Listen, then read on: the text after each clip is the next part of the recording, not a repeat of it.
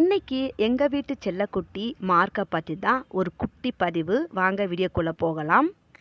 நிறைய பேர் வீடியோவில் மார்க்கை பார்த்துட்டு என்ன ஃபுட் கொடுக்குறீங்க, ரொம்ப ஹெல்த்தியாக இருக்குது உங்கள் டாக் அப்படின்னு கேட்டிருக்காங்க. அதற்கான பதிவு தான் இந்த வீடியோவில். என்னுடைய மார்க்குக்கு நாங்கள் கொடுக்குற ஃபுட் பெடிகிரி அடல்ட்.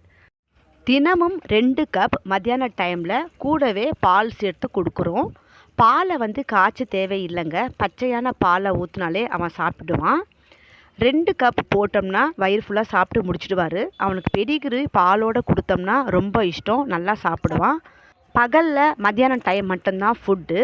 அதுக்கப்புறம் நைட்டு 8 மணிக்கு ஒரு வாட்டி சிக்கனுடைய கால்கள், லிவர் அந்த மாதிரி ஏதாவது, அப்படி இல்லைன்னா மட்டனுடைய எலும்பு இந்த மாதிரி ஏதாவது கொடுப்போங்க. ஃபஸ்ட்டு 3 டைம் ஃபுட்டு கொடுத்துட்டு இருந்தோம். ரொம்ப வெயிட் போட ஆரம்பிச்சிட்டான். ஆக்சுவலாக டாபர் மேன்லாம் ரொம்ப ஒல்லியாக இருந்ததாக அழகாக இருக்கும். அதிகமாக வெயிட்டு போடுறதுனால அவனால் நடக்கவும் முடியல, மூச்சு வாங்க ஆரம்பிச்சிடுச்சு.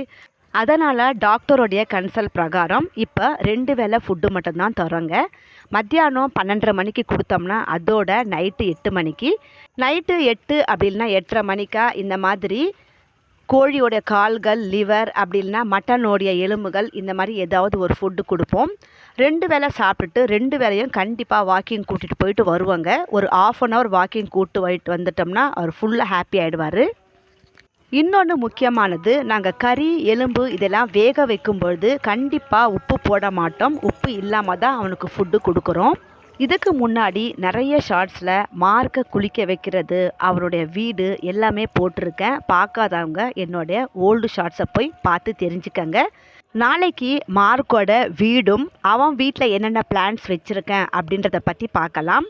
இந்த வீடியோ பிடிச்சா லைக் பண்ணுங்கள், உங்கள் ஃப்ரெண்ட்ஸுங்களுக்கும் ஷேர் பண்ணுங்கள்.